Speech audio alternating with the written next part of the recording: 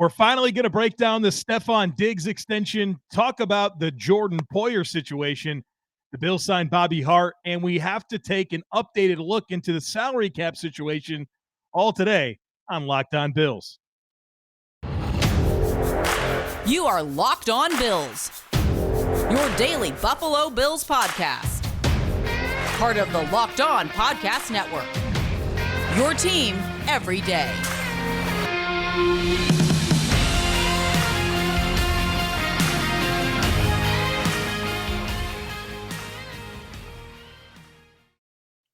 What's up, Bills Mafia? It's Joe Marino from the Draft Network, and I'm your host of Locked On Bills. Happy Tuesday to you, and thank you for making Locked On Bills your first listen every day, or if you're joining us on the YouTube channel, your first watch every day. I'm excited to finally react to this Stefon Diggs extension today on the podcast. Of course, we'll get to Jordan Poyer, Bobby Hart, an updated look at the salary cap, but we got to start out with Stefon Diggs. And look, my timing here is not great. I know that this deal was done last Wednesday, but last Wednesday I left town for 6 days of video recording for the Draft Network down in Phoenix, Arizona. And so that consumed all of my time. And so I pre-recorded all of my episodes of Locked On Bills before I left for town. And then, of course, just hours before my plane takes off, the Bills announced this deal. And so the timing didn't work out, but it's better late than never. And as you know, this is not customary for us. We usually get to breaking news very quickly, but circumstances this time around prevented that. But let's talk about Stefon Diggs and the contract extension. Let's first start by examining the scenario before the extension, where there was a lot of unsettledness. I don't know if that's a word, but discomfort, uneasiness when it comes to the Stefon Diggs situation because he was underpaid and we knew it. And you saw some behaviors across the league that you kind of wondered if the Bills were going to fall into it, whether that's Davante Adams with the Green Bay Packers being traded to the Raiders after Aaron Rodgers signed his extension, Tyreek Hill traded from the Kansas City Chiefs to the Miami Dolphins, demanding the big contract, and obviously with Patrick Mahomes and the cap commitment that they have to him, they shipped him off and required a bunch of draft capital. You saw Robert Woods traded from the Rams to the Titans after he signed that deal. Amari Cooper was traded to the Browns while Dak Prescott's making the big money. And so you wondered how the Bills and Stefon Diggs were going to follow into all of this because we knew Stefon Diggs was grossly underpaid. Not even one of the top 20 highest paid wide receivers in the NFL. And of course, he kind of finessed his way out of Minnesota. And so we were wondering. Now, Josh Allen certainly made it known that he didn't want Stefon Diggs to go anywhere. And he didn't. And I think that's important to note. Josh Allen is the face of the franchise. And he absolutely is influencing things that are happening. He made it very known that he wanted Ken Dorsey to replace Brian Daboll, and that's exactly what he got. And he made it very clear that he wanted Stefon Diggs to stay a Buffalo Bill, and that's exactly what happened. What's interesting to me, real quick, is that people got upset with me for answering questions about Stefon Diggs amid all the rumors and speculation. It was a very logical thing to talk about given what we saw go down across the NFL. Now, you could easily dismiss it by saying Josh Allen wants him. Brandon Beane traded a first-round pick to get him. He's not going to let him go after just 2 years. Like, I totally get that. But let's not act like it was completely crazy to talk about some of the different scenarios that could play out. Now, the scenario I think we all wanted is what happened. And that's Stefon Diggs signing a long-term deal to continue playing with the Buffalo Bills and Josh Allen. So basically what happened is Brandon Beane gave him 4 years and $96 million onto his deal. And so the end result, because he still had 2 years remaining on his deal, is basically a 6-year deal with an average annual value of $21 million, which is a fantastic value for the Buffalo Bills. And a big benefit to this extension is not just that you get to keep Stefon Diggs as your wide receiver 1 for the next 6 years, but it also gave the Bills notable cap space this year. It reduced his cap hit this year and created more space, which the Bills needed. They needed the room to sign the draft class, in-season flexibility, another move. It's a win-win-win all the way around. But I think where I take the most satisfaction in all of this is very simple. It's that Stefon Diggs isn't going anywhere. And the chemistry that he's formed with Josh Allen continues. And it's been exciting having Stefon Diggs on the Buffalo Bills. 2 elite seasons back-to-back. It's funny.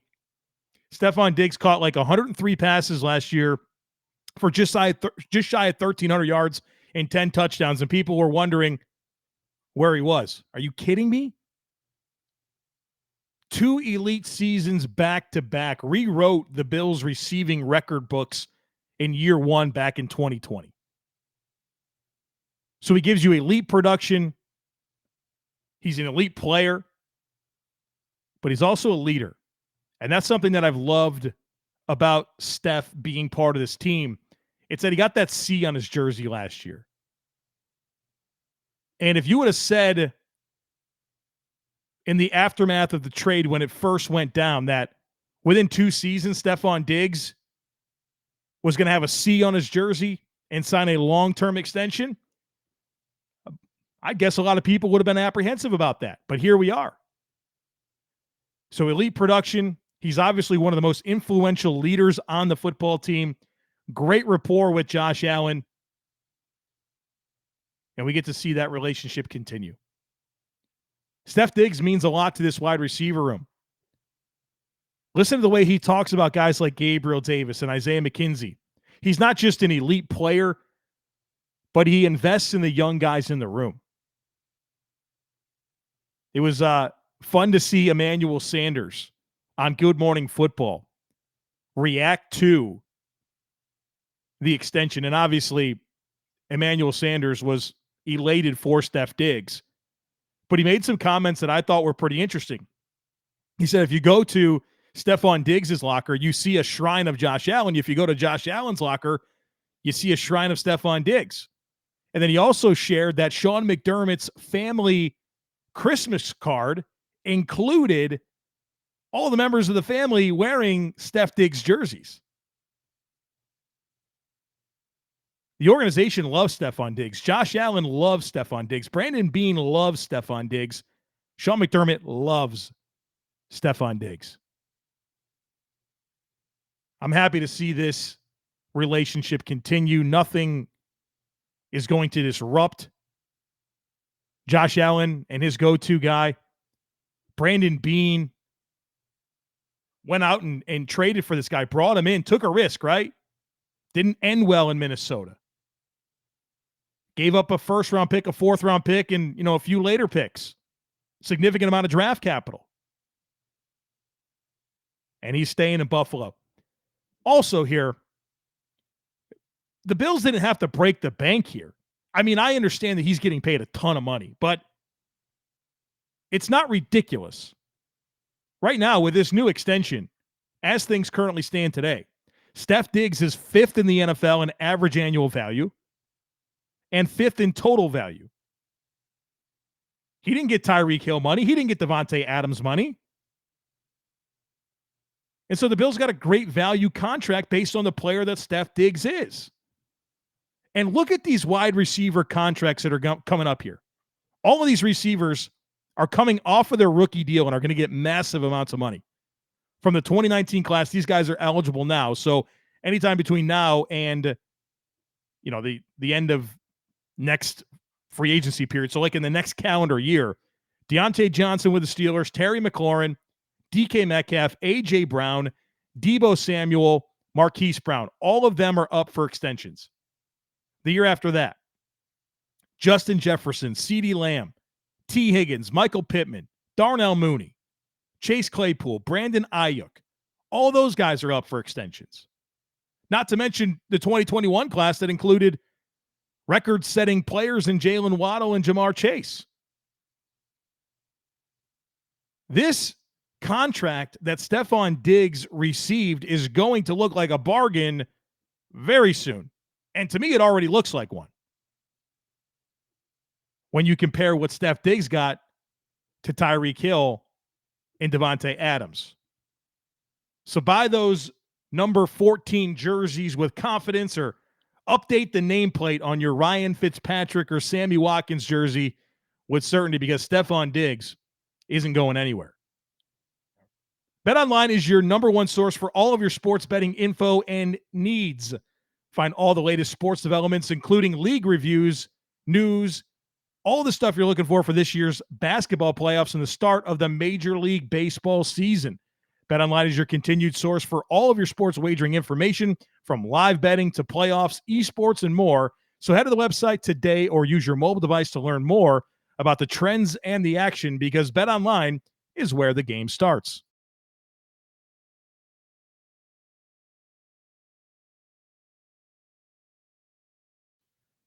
Let's talk about Jordan Poyer.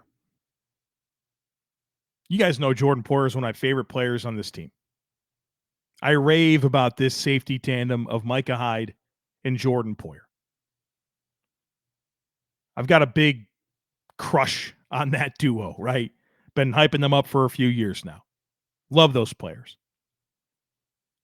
So shortly after the Stefon Diggs extension, we learned that Jordan Poyer switched agents and is now represented by Drew Rosenhaus. Drew Rosenhaus is one of the most powerful agents in the NFL. I've dealt with him. I've dealt with his clients. It's a different situation when you're dealing with Drew Rosenhaus and his clients compared to every other agent that I deal with, and I deal with them every day. So when I saw this news, I felt some type of way.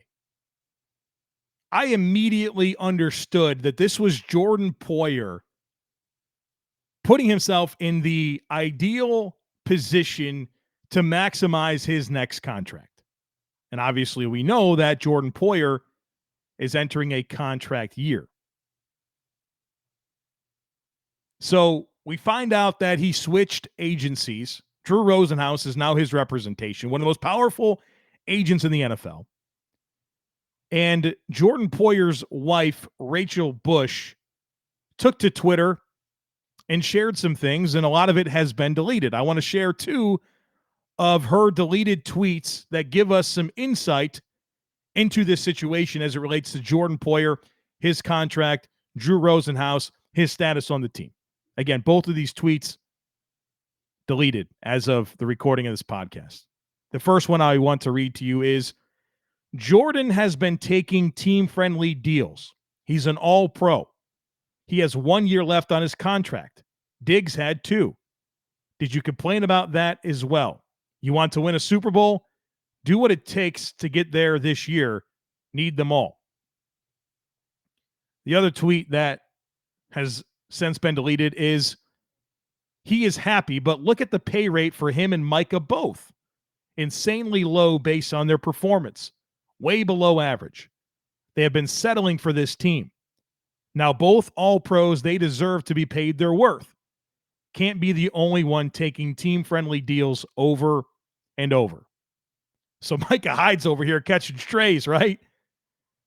Because Jordan Poyer's wife is being vocal about this on social media.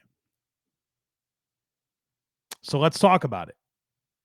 Jordan Poyer right now is the 13th highest paid safety in the league based on average annual value at $9.75 million a year. Here's one thing that I will point out. We know that Jordan Poyer is better than the 13th safety in the league. He's a top 5 safety. 11 of the 12 players ahead of him in average annual value signed their extension after Jordan Poyer's extension. And so just like I went on this rant about the value of Stefon Diggs' contract being 5th in terms of average annual value, and I highlighted all of the dynamic young receivers that are going to get massive contracts that are inevitably going to push Stefon Diggs down the list, that's what's happened here with Jordan Poyer. At the time of the deal, it was very good. But there's been a lot of movement in the safety market. Micah Hyde is the 14th highest paid safety in the league in terms of average annual value at $9.625 million. 5 of the 13 ahead of him signed extensions that obviously pushed him down the list. And it's also worth pointing out that when Micah Hyde signed his free agent deal back in 2017, it was a lot more lucrative than what Jordan Poyer originally signed. Now let's go back to Jordan Poyer when he first came to the team back in 2017.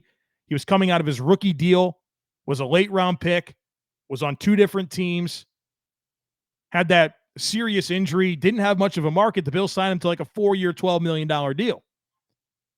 4-year, $13 million deal, excuse me. And then when he was entering his contract season, he signed a 2-year, $19.5 million extension. So Jordan Poyer is entering his age 31 season, and I think he reasonably has 3 more, at least, top-tier seasons left. And, of course, I want him in Buffalo. I want Jordan Poyer to stay. I think he's a sensational football player, and I think him and Micah Hyde have been the heart and soul of this defense since 2017 when they got to town. And the Bills have been one of, if not the best defense in the NFL since 2017. Now, I'm not going to let Jordan Poyer's wife's tweets speak for Micah Hyde. I mean, Micah Hyde just signed that extension. He's got 2 years left on his deal. But this is definitely an indicator of where Poyer is at. And so Poyer has definitely played at a high level and has positioned himself well to get a nice contract. And this will be his last bite at the apple. It's a lot like Von Miller and what he said about his opportunity to sign in free agency this year. And so the question goes back to, can Brandon Beane make this work? I hope so.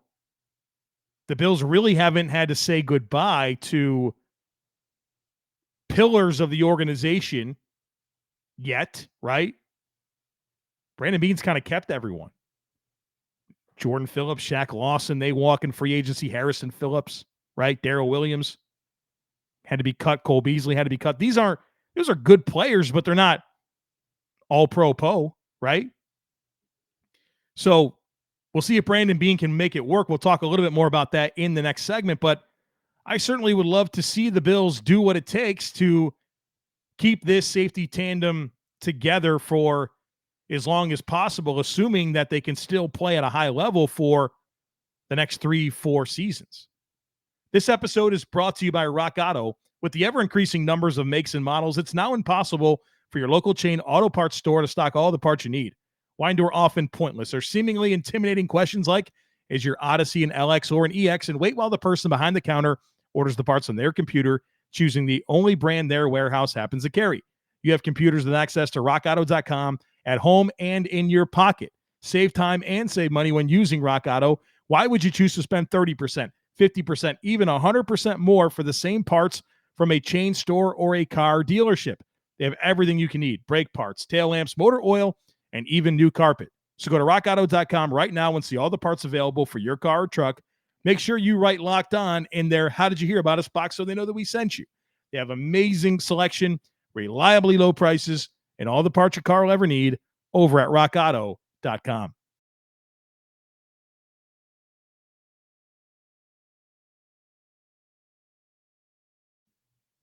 All right, let's close things out today by reflecting on the newest signing and a quick little check-in on the salary cap situation now and a bit into the future.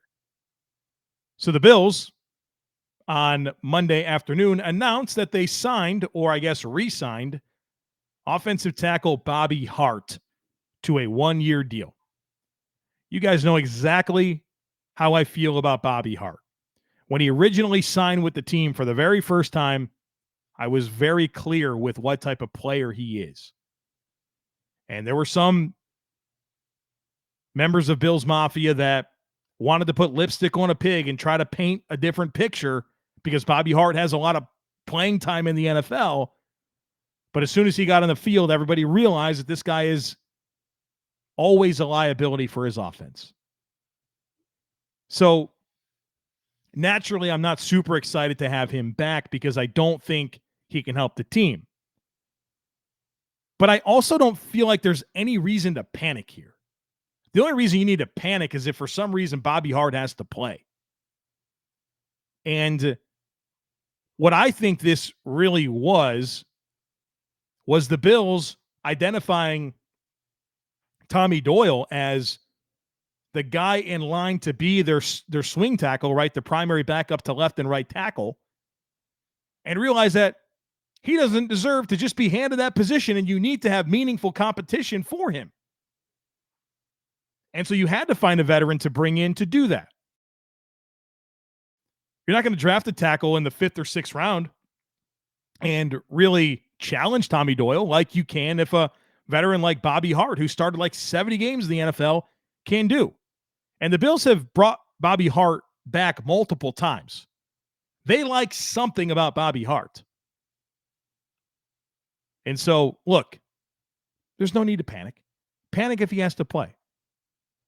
But this is ultimately likely a situation where Bobby Hart is brought in to compete with Tommy Doyle and eventually get cut and potentially go on the practice squad or sign with some other team. So I don't have this overreaction to give you. I want to have a level head about this and call it what it is, competition for Tommy Doyle, who deserves and needs to be competed with. Let's talk salary cap. According to SpotRack, the Bills have $8.3 million in cap space after the Diggs extension. It's pretty good because they've been kind of flirting with zero all free agency period long. And look, that didn't stop Brandon Beane from bringing in Von Miller and Daquan Jones, Tim Settle, Roger Saffold, O.J. Howard, Duke Johnson. Didn't stop that stuff from happening. So he's got a little space. Now, obviously, like I said in the opening segment, the draft class has to get signed. You need a little space for in-season flexibility. But they also need a cornerback. I feel like I've said that a few times. You understand the need, right? Trey White, still working back from the ACL. Even if he's ready for week 1, Dane Jackson's your penciled-in starter opposite of him. Would love to see a little bit of this cap space go towards a guy like Stephon Gilmore or Joe Hayden or Steven Nelson or Kyle Fuller or A.J. Bouye. So there are meaningful cornerbacks that Brandon Beane can sign in this, I guess, third wave of free agency that we're currently in right now. So I'd love to see some of that go to one of those corners. And I'd still love, even if they sign one of those guys, for the Bills to draft a corner fairly early in the draft. Now, if you agree to a 2-year deal with Stephon Gilmore, that certainly takes the heat off of needing to do that. But if you sign a Joe Hayden or a Steven Nelson or an A.J. Bouye or a Kyle Fuller, then you still want to make a premium investment at cornerback to make sure that you are fully secure with your depth chart. So let's real quick here kind of take a look ahead here with the cap, with the salary cap. We talked about right now. Let's talk about into the future because the Bills have some meaningful free agents coming up. We already talked about Jordan Poyer. He's up after this year. Tremaine Edmonds is up after this year. You have Devin Singletary. You have Dawson Knox. So you have some guys here, and I'm not advocating for all of them being re-signed or anything like that, but you have guys here. And you have, Ed Oliver's coming up pretty soon too. So, courtesy of Bills Mafia's cap guru, Greg Thompson of Cover One, he put out a tweet recently that shared some of the cap savings opportunities that the Bills have with some base salary restructures. So even if the Bills were at $0 of cap space entering 2023, a base salary restructure for Josh Allen, Von Miller, Deion Dawkins, and Trey White creates $44.5 million in cap space. That's great news. Those are very practical things that the Bills can do to create the cap space necessary to continue keeping players they want to keep, but also giving them some wiggle room to sign players and keep adding talent to the roster. And so big shout out to Greg, and a big thank you to Greg for putting this kind of stuff together so we can fully understand the options that Brandon Beane has at his disposal to keep this Super Bowl window open. So not only do they have those opportunities, but the cap is going up, right? The TV money is going to kick in, and this thing's going to balloon. So for as much as I get a little nervous, right, with the amount of spending that's been going on, there's a lot of very common sense things that are in place that gives me comfort in how the Bills are managing the cap and are being set up for long-term success. The Bills are in a window. We know that. They're in a Super Bowl window. They've been in a window. They had a team good enough to win the Super Bowl the last 2 years, no doubt about it. And I don't see it closing in a significant way anytime in the foreseeable future. As long as 17's playing quarterback, the Bills are going to be in it. And they've obviously done a phenomenal job of building up the roster around him. But hitting on draft picks is still going to matter. Finding some economic players that fill major roles is going to matter. You got to balance this thing out somehow. Keep saying it. This roster continues to get more and more expensive, and Brandon Beane hasn't really had to make super hard decisions in my mind. They've exchanged some players, right? You say goodbye to Darrell Williams or bring in Roger Saffold. That's a good exchange. You say goodbye to Harrison Phillips. You bring in Daquan Jones and Tim Settle and Jordan Phillips. That's an exchange we'll make all day long. But I do start to wonder when the concessions come. When will the Bills have to do something hard that you really feel the weight of saying goodbye to somebody because there's just no more options when it comes to salary cap space? Brandon Beane's done a phenomenal job. There's very practical opportunities for him next year to create $45 million in addition to the cap continuing to go up. So this man's done a phenomenal job. And for a guy like me who still does have some level of apprehension, I gain more and more comfort seeing all the options laid out and understanding that Beane's done a phenomenal job to this point. And I'm excited to see him continue to massage this roster and keep the Bills a contender for years to come. All right, folks, that's going to do it for us here today on the podcast. Tomorrow, herd mentality. I have a ton of great questions that we're going to get to, so don't miss it. Make sure you're subscribed. Would love if you took a second to rate, review, and share the podcast. Have a great rest of your day, and I look forward to catching up with you again tomorrow.